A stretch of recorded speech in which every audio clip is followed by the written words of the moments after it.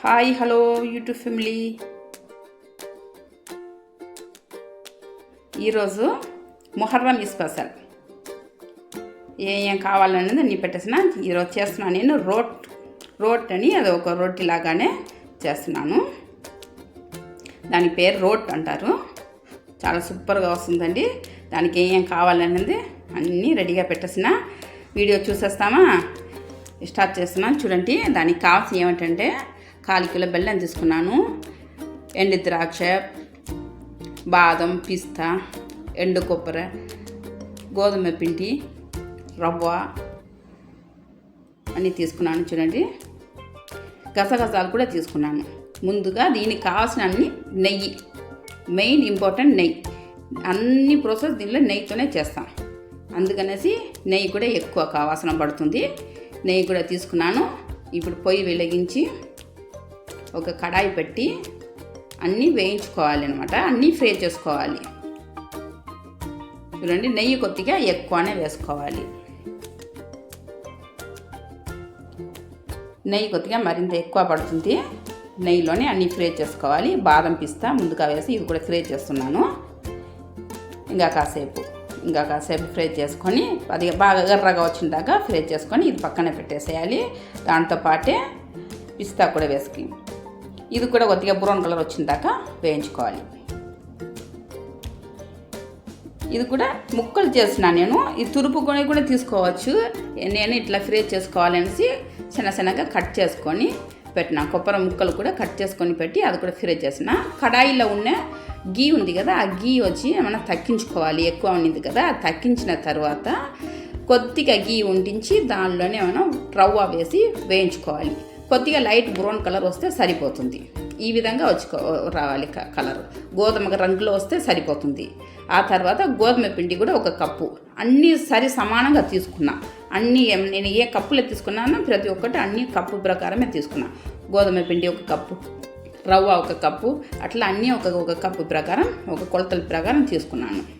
Correct బరాబర్ అన్నీ తీసుకున్నా. ఇది కూడా వేయించేసిన. ఇది కూడా కొద్దిగా కలర్ మారితే సరిపోతుంది. కొద్దిగా వేడి ఎక్కి కలర్ మారితే సరిపోతుంది. ఆ తర్వాత నేను ఏలక కూడా పొడి కొట్టుకుంటున్నాను. ఇది కూడా చూడండి, ఇట్లా మెత్తగా పొడి కొట్టుకోవాలి. మెయిన్ ఇంపార్టెంట్ దీనిలో ఏలక కూడా వేసుకోవాలి. మొత్తం వేయకూడదు, కొద్దిగా దానికి కాసిన కొద్దిగా వేయాలి. సరే అండి. ఆ తర్వాత మనం ఇప్పుడు వేయించిన ఈ డ్రై ఫ్రూట్స్ ఉంది కదా, కొబ్బరి ముక్కలు, డ్రై ఫ్రూట్స్ అన్నీ బరకగా మిక్సీ పట్టుకోవాలి. కొద్దిగా బరకగా ఉంటే సరిపోతుంది. లేదు మిక్సీ పట్టలేదంటే మనం అట్లా దంచి కూడా వేసుకోవచ్చు. అట్లా దంచి వేయాలంటే ఇట్లా మనం బరకగా మిక్సీ పట్టేసిన తర్వాత ఇది కావాల్సిన కొద్దిగా ఉప్పు వేసుకొని కలిపేయాలి.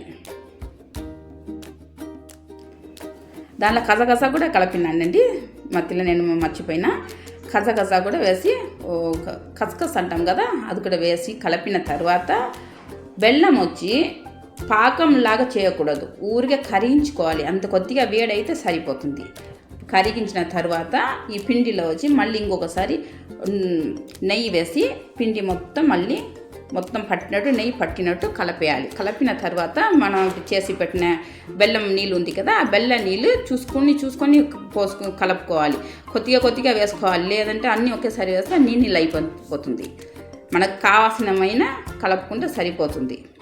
చూడండి, ఇంకొకసారి మళ్ళీ చూసి కలుపుతాను నేను. కావాలంటే మళ్ళీ అది మొత్తం వేస్తాను. లేదంటే అది ఇంకో కొద్దిగా పిండి మనం ఒకవేళ మనకు మిగిలితే బెల్లం నీళ్ళు మిగిలింది అనుకోండి, కొద్దిగా మళ్ళీ వేయించుకొని పిండి కొద్దిగా వేడి చేసుకొని దానిలో కలుపుకోవచ్చు. నాకు సరిపోయినమైన వచ్చింది. మొత్తం బెల్లం నీళ్ళు వేసి కలిపేసిన. ఇది 1 గంట అట్లా నానబెట్టాలి. 1 గంట దాకా ఊరాలన్నమాట బాగా. ఆ తర్వాత ఇట్లా మెత్తగా అన్నీ కలిసి ముద్దలాగా బాగా వస్తుందండి. ఆ తర్వాత ఇది కూడా మళ్ళీ ఇంకొకసారి చేతులతో బాగా మనం ఇట్లా మొత్తం చేసుకోవాలి. బాగా మనం రుద్దాలన్నమాట. అది కలపాలి. మళ్ళీ ఇంకోసారి ఇట్లా కలిపి మెత్తగా ఎంత మెత్తగా కలుపుకుంటే అంత మనం చేతులతో అట్లా తట్టినప్పుడు విరగకుండా బాగా వస్తుంది. లేదంటే బరకగా అట్లా ఉన్నింది అనుకోండి, కొద్దిగా రాదు అన్నమాట, సరిగ్గా తట్టడానికి రాదు. అది చేతులతోనే మనం చేయాలి కాబట్టి మన కర్రతో ఏం చేసేది ఉండదు, చేతులతోనే తట్టుతాం కాబట్టి అది బాగా రౌండ్గా రావాలంటే మనం ఎంత మెత్తగా కలుపుతున్నామో పిండి అంత మెత్తగా నైస్గా వస్తుంది అన్నమాట రొట్టి. చూసేసానికి కూడా చాలా బాగుంటుంది. ఇలా నాకు మొత్తం నేను కలిపి పెట్టిన పిండి మొత్తం ఎంత వచ్చిందంటే 6 రొట్టి వచ్చింది అనమాట. పెద్ద పెద్ద ముద్దలాగా తీసుకోవాలి. ఈ రోట్ అనేది కొద్దిగా మనం లావుగా చేసుకుంటాం కాబట్టి కొద్దిగా పెద్దదిగానే తీసుకోవాలన్నమాట. ఇప్పుడు ఇది కసకస్ వేసుకోవాలి. కొద్దిగా కసగసం అంటాం కదా, కసగసాలు అని దానిలోనే కొద్దిగా అది కింద వేసేసిన తర్వాత బాదము, పిస్తా, కొద్దిగా ఎండు ద్రాక్ష కూడా వేసినాను. అక్కడే అట్లా చూసానికి బాగుంటుందని అట్లా 3 ఎండు ద్రాక్ష కూడా వేసినాను. ఇప్పుడు ఈ కలిపిన పిండి ఉంది కదా, ఈ పిండి కూడా దాని మీద పెట్టి మనం అట్లా చేతులతోనే తట్టాలి. ఇట్లా చేతులతో రౌండ్గా మనం ఒత్తుకుంటా వస్తే రౌండ్ షేప్ వస్తుంది. ఒకవేళ అట్లా రాంటే ఇంకొక చేతులతో మన సపోర్ట్ ఇచ్చి మనం తట్టుకోవచ్చు. ఇట్లా రౌండ్గా ఒత్తుకోవాలి మొత్తం. చూడండి, ఈ విధంగా ఒత్తేసిన తర్వాత ఒకవేళ సైట్ అట్లా విరుగుతా వస్తే మన చేతులతోనే అది కరెక్ట్ చేసుకుంటే సరిపోతుంది. చూసారా, ఈ విధంగా ఉండాలి. ఇంత సైజు ఉంటే సరిపోతుంది, మరి అంత పెద్దదిగా ఉంటే కూడా బాగుండవు. ఈ సైజులో ఉంటేనే రోట్ అనేది చాలా బాగుంటుంది. చూసానికి కూడా సూపర్గా ఉంటుంది. ఇప్పుడు ఒక పెనం పెట్టి ఆ పెనంలోనే గీ వేసుకోవాలి. నెయ్యి వేసి కొద్దిగా అట్లా వేసిన తర్వాత ఈ రొట్టి వేసి మనం కాల్చుకోవాలన్నమాట. సేమ్ మనం చపాతీ ఎట్టా కాల్చుకుంటామో ఆ విధంగానే సన్న మంటలో పెట్టి కాల్చుకోవాలి. ఇది కొద్దిగా లావుగా ఉంటుంది కాబట్టి లోపల పచ్చిగా ఉంటుంది కాబట్టి కొద్దిగా సన్న మంటలో పెట్టి మనం కాల్చుకోవాలి. అది కాగే లోపల ఇంకొక రొట్టి కూడా అట్లే తట్టేస్తాను. సేమ్ ప్రాసెస్సే, ఇంతకు ముందు ఎట్లా చేశానో సేమ్ అదే ప్రాసెస్సే. ఇట్లా చేతులతో రౌండ్గా తట్టేసిన తర్వాత దానిపైన పెట్టి అట్లా ఒత్తుకోవడమే. చూడండి, చేతులతో ఇంత బాగా రౌండ్గా వస్తుంది కదా. ఇట్లా వచ్చిన తర్వాత దానిపైన పెట్టి అట్లా ఒత్తుకుంటే ఆ బాదం పిస్తానేసి దానిలో కూడా అట్లా కరుసుకుపోతుంది అనమాట. మనం పైన వేస్తే ఊడి వచ్చేస్తుంది. దీంతో ముందుగానే పెట్టి దానిలో పెట్టి మనం తట్టినామనుకోండి బాగా చూసానికి కూడా అంత బాగుంటుంది. దానిలోనే అట్లా కరుసుకొని ఉంటుంది, బయటికి ఊడిపోకుండా బయటికి రాకుండా ఉంటుంది అనమాట. అందుకనేసి ఈ విధంగా చేసుకోవాలి. చూడండి, ఇది కూడా ఇట్లా బాగా రౌండ్గా వచ్చింది కదా. చూసాం వేగిందా లేదా అని మళ్ళీ తిప్పి పెట్టి ఇంకొక ఈ పక్క కూడా కొద్దిగా వేయించుకోవాలి. ఇది కూడా అదే ఫ్రై చేసుకోవాలి. చూడండి, సరిపోయింది. ఈ విధంగా మొత్తం చేసుకోవాలి.